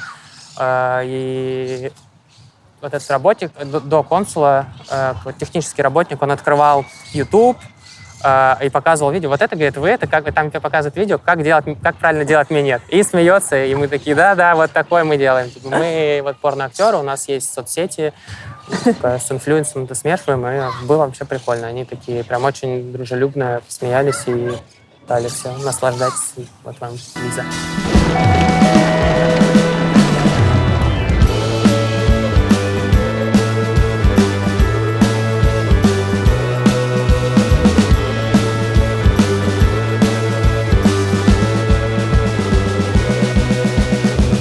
Мечта просто. Нет, здесь просто есть ощущение, как будто ты идешь внутри фильма какого-то, не знаю, нереальности абсолютно. Ну, потому, не знаю. Как тебе Америка вообще? Сложный вопрос, потому что я всю жизнь думала, что я хочу жить в Калифорнии. Какой-то был такой романтизированный образ из фильмов, да. Большую часть я была в Лос-Анджелесе. Мне не очень нравится сама структура города вообще. Она не очень удобная для жизни. Там нету тротуаров, чтобы ходить. Там нету парков, где можно погулять, встретиться с друзьями. Там, чтобы ты понимала, там люди встречаются на кладбище смотреть фильмы. Потому что там есть газончик, как-то можно разложить. Слушай, ну как в Средневековье. Кладбище было главным вообще. Там рынки были, потом это была главная площадка для встреч. И для меня было шоком, что там... Ну, для меня было шоком, что там все дорого, и, конечно, там все будет дорого, но было очень странно, что ты платишь такие деньги, а качество услуг и сервис страдает, и еда невкусная. Вот это для меня была главная проблема, что еда невкусная. И я даже начала сама дома готовить, хотя вот, когда я жила в Москве или в Азии, доставка, кафе, вот это все было очень просто, дешево. А в Америке ты заказываешь, вот для примера, мы заказывали там 2 бургера, 2 колы, 2 картошки, и отдаешь за это $80. Ты думаешь, за что я сейчас отдал эти деньги? Это смешно, и это было, конечно, невкусно. А в другие города это бессмысленность своей работы, потому что там вся тусовка или что? Да, вся тусовка сейчас в Лос-Анджелесе. Все адалт-перформеры, которые делают контент на OnlyFans, на Pornhub, какие-то блогеры, тиктокеры, YouTube, кто Twitch ведет, они все там тусуются. И, конечно, удобно, когда ты можешь поехать с ними на какую-то вечеринку, пообщаться, познакомиться, а не лететь, там, например, с Нью-Йорка 6 часов, чтобы прийти на вечеринку. А как это помогает тебе вообще? Зачем? Учитывая, что вы сами творите там что-то в себе в этом. Для чего это? Нет, все равно помогают коллаборации. Они помогают набрать больше американской аудитории, больше ассимилироваться. И все равно вот по статистике OnlyFans публиковал, что, не буду врать, но вот большинство пользователей из Америки, которые тратят деньги. То есть самая платежеспособная аудитория — это американская аудитория. Ну, они к этому привыкли, я так понимаю, там это очень давно, и всегда Да, этот контент там был за деньги, а не бесплатно. Да, они всегда привыкли платить за музыку, за фильмы, за порно. Для них это нормально. Они не будут скачивать на пиратских сайтах это. Они, наоборот, рады поддержать тебя за твою работу, за твое творчество. Я приходила там на выставку, как это сказать, экспо было. И вот экспо было и для людей из индустрии. Там были разные бренды, секс-игрушки, там презервативы, какие-то бренды, латексной одежды, просто стойки каких-то популярных агентств, например, для моделей, либо каких-то продакшенов, и девочки там стояли, например, подписывали свои фотографии, фотографировались с фанатами, и там нормально. Для меня это было шоком, что тебе фанат платит там $10, $5, чтобы с тобой сфотографироваться. Хотя я привыкла фотографироваться бесплатно, и для меня это, знаешь, даже мне было обидно, что мне предлагают деньги, чтобы сфотографироваться со мной. Я такая, да нет, не надо, зачем? Что это за проституция? Давай просто сфотографируемся. А девушки там прям стоят, там написано, фотография столько-то, подписать фотографию столько-то, диск со мной столько-то стоит. Ну, то есть для них это нормально. Вообще, насколько там, как это все, то есть есть экспо, как это еще выглядит, вся эта индустрия? Или это просто тусовки у кого-то на квартирах? Или как Нет, это прям снимается большой театр. Вот, например, самый главный порно-Оскар американский, Вен, он проходит в Лас-Вегасе, там снимается большой театр, красную дорожку делают, большой экран, ведущих приглашают. Вот. И экспо проходит тоже в театре, проходила в Лос-Анджелесе. И все это так цивильно, туда можно купить билеты, прийти, пообщаться. Как у тебя с английским? So-so. Я в процессе, я учу английский, но, конечно, процесс есть. И за эти 4 года, за 5 лет я хорошо продвинулась в английском. Я занимаюсь с учителем регулярно, если у меня нет каких-то активных дел, много работы, где-то 3-2 раза в неделю мы встречаемся, занимаемся. Плюс, когда я жила в Америке, находилась, то английский так подрос. Все равно, когда находишься в среде, намного легче изучать язык. Когда ты начинала сниматься, ты вообще не знала английский? Ну, естественно, я учила его в школе, я ходила на курсы в школе, но он не использовался. То есть я могу делать какие-то задания, а говорить мне было сложно. Ну, там... Вот, мне Артем помогал, да. В документалке очень смешно, что он тебе прям пишет слова, которые надо сказать. У меня был словарик, потому что мне сложно воспринимать на слух, мне проще прочитать. И поэтому у меня был словарик такой, порно-словарик, какие-то слова, которые надо говорить во время секса на английском. Это смешно. Что там было за слова? Ну, всякие фразочки. Do you like my teeth? Там come on my face. Hello. Half. Such a fair. Such a big. Да, в смысле, ты так написал? Such a big dick you have, там должно написано. Друзья, спасибо, что смотрите нас. Отдельно я хочу искренне поблагодарить каждого, кто поддерживает наш канал. Напоминаю, если вы в России, подписаться на нас можно на сервисе Boosty. Если же вы за пределами России, то можете оформить подписку на платформе Patreon или стать нашим спонсором можно прямо здесь, в YouTube. Достаточно нажать на кнопку «Спонсировать». А еще, благодаря кнопке «Спасибо», создателям канала можно отправлять разовые пожертвования в любом размере. Мы работаем для вас, мы ценим вашу помощь, мы ваши агенты и больше ничьи. Ссылки на все варианты поддержки вы найдете в описании к этому видео и в описании канала.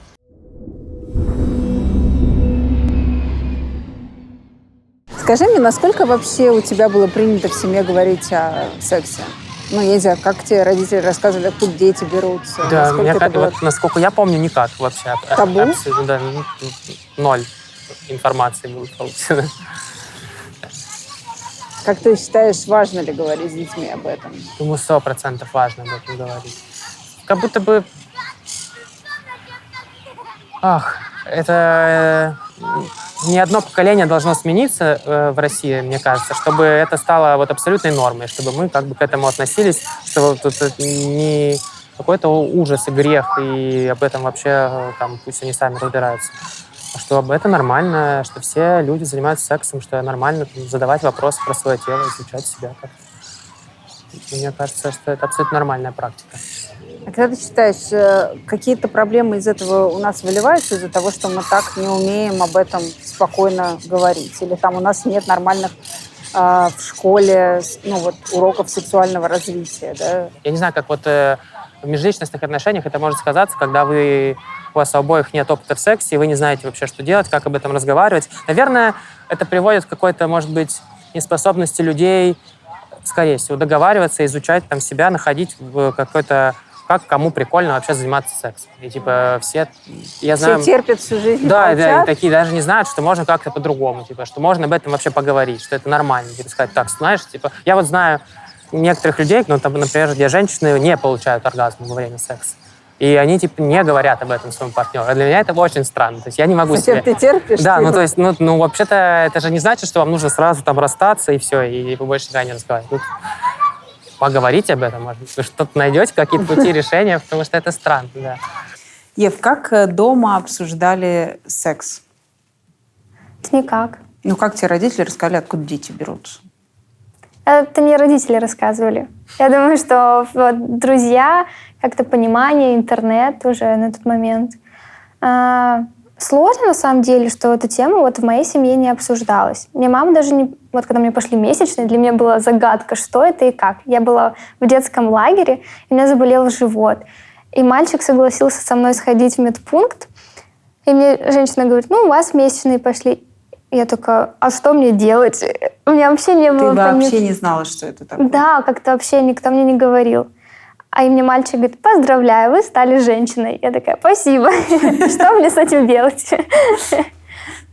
Да, и секс особо не обсуждался. Родители должны общаться с детьми на эту тему? Да, мне кажется, очень важно дать ребенку понять, что такое секс и что он должен быть безопасным. Что, мне кажется, все-таки если у подростков играют гормоны, они начинают заниматься сексом, лучше, чтобы они предохранялись. Вот подросткам, мне кажется, еще свойственно, знаешь, делать наоборот. Ну, когда им родители говорят, надо это сделать, а подросток сделает наоборот. Поэтому нужно не просто сказать «надо», а объяснить, для чего это нужно.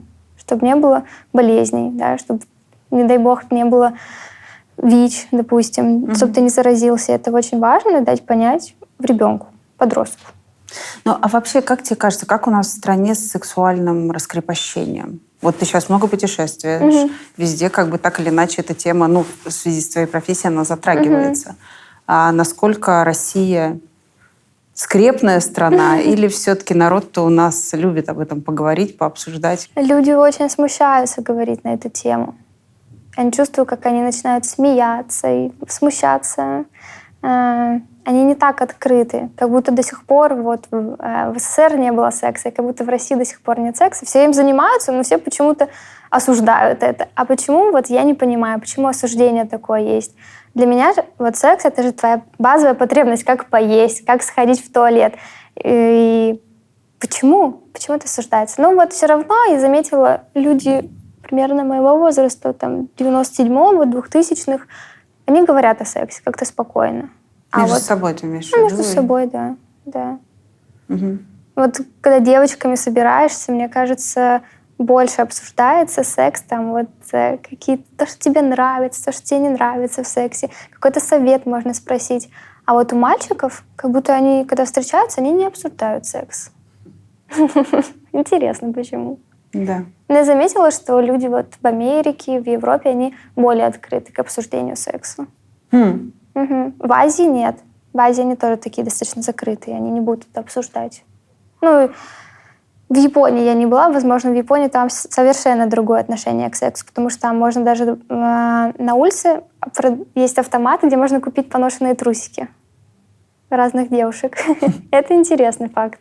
Там по-другому вообще относятся к сексу. Там вообще только сейчас подняли возраст обоюдного согласия на секс с 13 до 16 лет. В Японии? Да. Ого. Раньше там было много, я читала статью про это, что много судили мужчин, потому что было изнасилование с девочками 13-летними, и они говорили, что это было по обоюдному согласию. Только сейчас они приняли закон поднять возраст до 16 лет. Обалдеть. Надо ли в школах сексуальное воспитание? Я думаю, что уроки должны быть как минимум об этом, хотя бы на биологии, да, когда мы изучаем организм человека, мы все равно, да, есть сперматозоиды, есть матка, есть оплодотворение. Но я, например, до 25 лет не знала, что у девушки есть овуляция и как она работает. Почему нам это не объяснили в школе? Ну, это же биология, по сути. Что вот есть определенный период, когда ты можешь забеременеть, а в остальное время ты можешь не забеременеть, и что вот только неделя есть. И что эти дни можно считать, когда вот это от гинеколога я узнала. Очень интересно. Мне кажется, что было бы здорово, чтобы это вводилось в норму, и людям объясняли это, естественно, детям в школе. Хотя бы пару вводных уроков, мне кажется, должно быть. Ну и родители, чтобы тоже об этом говорили, не стеснялись детям. Ну, слава интернета сейчас. Хотя бы все это можно загуглить, все это прочитать, узнать. А что это дает, когда именно родители с тобой разговаривают об этом, как тебе кажется? Мне кажется, снимается какое-то табу на тему секса, в принципе, что ребенок не будет чувствовать себя так, что с ним что-то не так. Знаешь, когда половое созревание, у тебя там много прыщей, у тебя много гормонов, и тебе хотя бы твой родитель может объяснить, что с тобой происходит, и что это нормально, что это половое созревание, да, у тебя растут волосы, это хорошо, ты становишься взрослым. Ну, мне кажется, элементарно можно найти обучающие видео на Ютубе, даже для детей, я думаю, они уже есть, и просто сесть и вместе с ребенком посмотреть, разделить с ним этот опыт. Не обязательно брать на себя роль учителя. Можно хотя бы просто побыть рядом в этот момент с ребенком и потом ответить на его вопросы, потому что вопросы наверняка будут. У тебя было такое, что тебе писали какие-то подростки с такими вопросами, которые они должны задавать своим родителям? Да. Что спрашивали? Писали из разряда «Вот мне 14, и у меня такого-то... У меня столько-то сантиметров член. Это нормально?» Ну, то есть у детей возникают вопросы, нормально это, ненормально. И вот как раз, мне кажется, главный фактор, что они чувствуют себя какими-то неправильными, потому что у них появляются какие-то желания. И в этот момент, мне кажется, да, лучше обсуждать с родителями, а не писать, конечно, порно-актрисе. Как ты вообще думаешь, что государство постепенно и в постель тоже к людям начинает залезать, в том плане говорить тебе, с кем спать, с кем не спать? Это же классическая эта история, когда ты не интересуешься политикой, а потом тебе уже заглядывают и говорят, ну потом, что ты делаешь. Ну, ужасно это, конечно. Это как будто сейчас все эти новости, особенно все, что касается ЛГБТ-сообщества, вот эти просто какое-то жуткое отношение к людям, задержание геев, вот это, ну, для меня это ужасно, конечно, и совершенно непонятно, это как будто бы из параллельной вообще реальности, потому что ты вот живешь в таких странах, где, я не знаю, как это вообще возможно. Ну, в смысле, что в остальном другом мире ты уже как бы... Это даже уже как-то это не то, что типа что-то необычное, или, ну, то есть, ну, вот у человека такая ориентация, ну и что, типа, какая угроза-то общественному порядку в этом? Я не знаю. У тебя были какие-то стычки с религиозными, с нашими южными республиками и все остальное?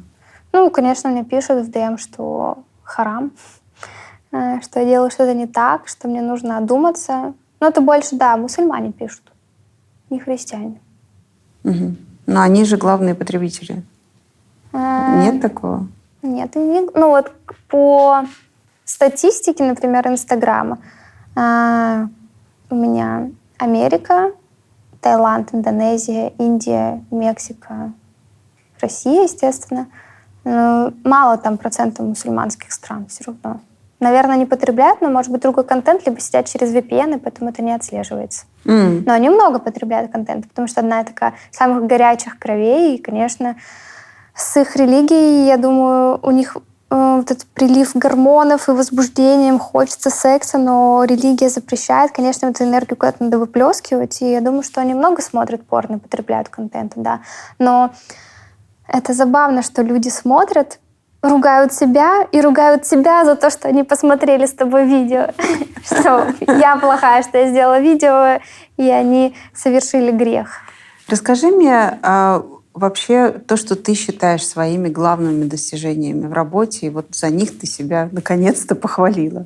Хвалю себя за то, что в один прекрасный день я сделала выбор, что нужно не только как порноактриса развиваться, а еще как и медийный человек. То есть больше отдавать внимание медийности, завести YouTube-канал, быть не просто красивой картинкой, а еще показывать свою личность и показывать, как ты живешь. Возможно, вот хороший момент, что мы не побоялись это табу снимать в обществе, говорить про секс. И мне кажется, я одна из первых порноактрис, которая завела YouTube и начала говорить, как работает порноиндустрия, как это работает, приглашать девочек на интервью, которые снимаются. Почему тебе было важно как-то, ну, если можно так сказать, обелять свою профессию, показывать, что вы люди, и как бы ты чувствовала это пренебрежение в обществе? Или... Да, мне не нравилось такой стереотип у людей, что если ты порноактриса, то как будто бы ты шлюха. И что если ты снимаешься в порно, значит, ты можешь заниматься сексом со всеми. Почему-то люди думали так, какая разница, ты же трахаешься со всеми на камеру, почему ты не можешь со мной заняться сексом? И люди не понимали, что это профессия, что это другая работа, что это не секс с рандомными людьми, это секс с актерами, что вы готовитесь к этому, что вы сдаете тесты, что все должны быть здоровыми, чистыми, красивыми, аккуратными, и что это все-таки рабочий процесс. И мне хотелось донести людям, что это, что, наверное, порноактрисы — это тоже люди, что у них тоже есть свои интересы, свои чувства, и не нужно к ним относиться как к вещам, особенно к девушкам. Это очень долгий путь снять стигматизацию вообще секса и с профессии порноактрисы. И это достаточно большая моя цель. Мне кажется, что у меня уже есть прогресс в этом истории, потому что, вот, например, раньше никогда бы рекламодатели, не стали бы, наверное, покупать рекламу в порно, либо как-то связываться с порноактрисами, потому что это казалось что-то табуированное, и там нельзя делать рекламу. И мы вот одни из немногих, которые начали делать рекламу в порно, показывать хорошие результаты. Потом я создала агентство для девочек. Мы сейчас пытаемся мейнстрим привлекать в порно и делать рекламу в социальных сетях у девочек и интегрировать в порно и показывать хорошие результаты. Как это происходит во время полового акта? Может, по-разному. То есть это все зависит от сценария и от желания самого рекламодателя, как он хочет, чтобы взаимодействие с брендом. Кто-то хочет вообще crazy какие-то штуки, кто-то более лайтово хочет, более безопасно. И мне кажется, вот самое главное — это сломать стигму, что реклама может быть в порно, это тоже хороший ресурс, например. И мне кажется, он удалось, потому что мы одни из первых, кто сделал рекламу авиасейлс в порно. Да, это забавно. После них это пошло как-то, в том плане, что к тебе начали приходить другие люди? Да, стали приходить, и вот почему вот важно заниматься еще медийной стороной, а не просто быть порноактрисой. Я стала замечать, что меня стали больше как блогера куда-то приглашать, нежели как порноактрису. Смотрите, сегодня у нас ролик будет о презервативах. Их столько много здесь, господи, я никогда столько не видела презервативов в своей жизни. А еще мне очень нравится эта штука. Когда ты последний раз чувствовала прям пользу от своей профессии? Начала понимать, что моя профессия полезна тогда, когда мне стали люди писать и говорить спасибо за то, что вы снимаете видео, это мне помогло справиться с депрессией, например. Или, я почувствовала хорошее настроение. Часто еще писали спасибо, что делаешь контент на YouTube и рассказываешь такие элементарные вещи, какие бывают смазки, как пользоваться презервативами, как подготовиться к сексу, потому что у людей были вопросы, и они стеснялись у кого-то спросить, или мне неоткуда было взять эту информацию. Я почувствовала, что я делаю какой-то полезные вещи для людей, которые они могут узнать, и несу им, в принципе, хорошие эмоции. Потому что если говорить только про просмотр порно, то мне кажется, он в любом случае вызывает положительные эмоции и помогает человеку часто справиться со стрессом. Многие мужчины, девушки мастурбируют, когда они нервничают, помогает им успокоиться. Слушай, а есть же какая-то статистика того, что индустрия порно как-то глушит количество насилия? Есть разные статьи на эту тему. Кто-то пытается доказать обратное, что порно, например, вообще вредно для человека, и что это несет больше вреда, чем пользы. Но я больше сталкиваюсь с такими статьями, что наоборот, порно, оно снижает насилие, этот процент насилия, что помогает людям справляться со стрессом и повышает твои вообще гормоны счастья. Когда ты смотришь и удовлетворяешь себя сам.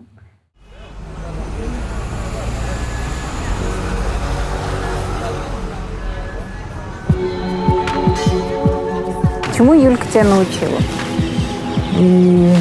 Чисто по-человечески. Показывать и выражать эмоции. Думаю, самое большое и самое главное, самое для меня сложное и непонятное. Потому что мне казалось раньше, у меня, может, такое воспитание было и идеалы какие-то мужчин, что ты вот такой... Плачешь, молчишь, абсолютно, да, не жалуешься. Да, греческий бог какой-то, которому Кратос. Тебя ничего не задевает, ты ничего не выражаешь, никаких эмоций, и все, и ты такая скала. Но оказалось, что это не очень работает в отношениях, и в целом надо... Как будто был сложный период, когда мы чуть не расстались из-за этого, из-за вот таких... Ну, много было причин, но это одна из них была, что было тяжело. Юле было тяжело. Я не чувствовала близости в отношениях. Я не чувствовала... близости, наверное, это вот самый главный запрос, который мы пошли к семейному терапевту. Пошли в семейную терапию, Тёма согласился. Я сказала, что для меня это важно, что если ничего меняться не будет, мне будет сложно оставаться в отношениях, потому что вот мне чувствую, что не удовлетворяются мои эмоциональные потребности в близости, в открытости, в понимании, что мы как-то слишком холодны друг к другу и как-то отдалились. Как было в твоем детстве? Ну, возможно, ты начала эту ноту считывать? Да. И я очень благодарна, что Тёма согласился. Такой сделал для себя большой шаг. И мы просто элементарно учимся эмпатировать друг другу, элементарно слушать друг друга, нежно заботиться о друг друге, не критиковать друг друга, да, как это могли бы делать в наших семьях. Потому что мы же все равно перенимаем взаимоотношения из семей. И вот сейчас мы учимся создавать те условия, те семьи, в которых нам комфортно, не как было в нашем детстве. Самое главное, чему мы научились, говорить о своих чувствах не с претензией к другому партнеру. Вот мне не нравится, что ты такой, да, вот ты там меня критикуешь, или ты говоришь, что вот тебе вот это не нравится.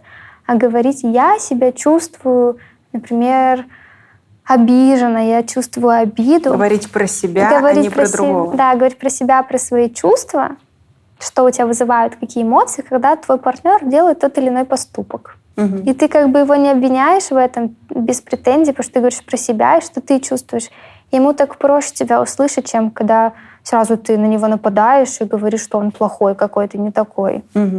Сколько ты зарабатывал, будучи юристом? Ох, мне где-то было...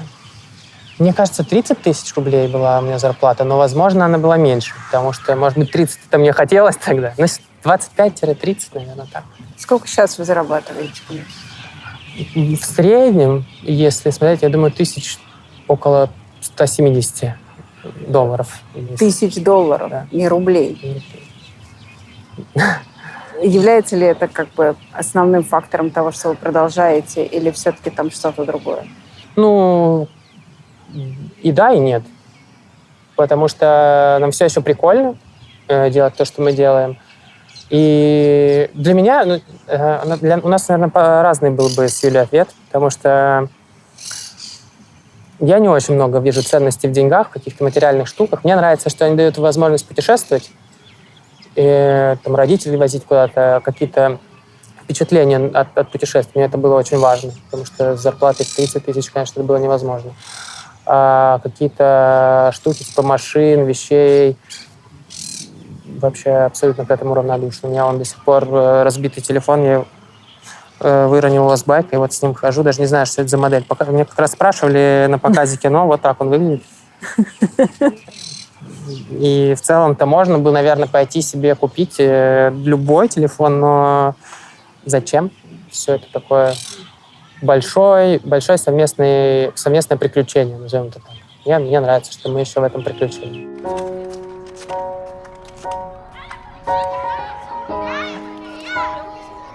Но у тебя есть секрет уже долгих отношений? Ну, сейчас... Что ты понял про то, что как бы, чтобы жить долго вместе, что надо делать? Наверное, если очень сильно упрощать, то можно делать то, что прикольно, а то, что не прикольно, не делать.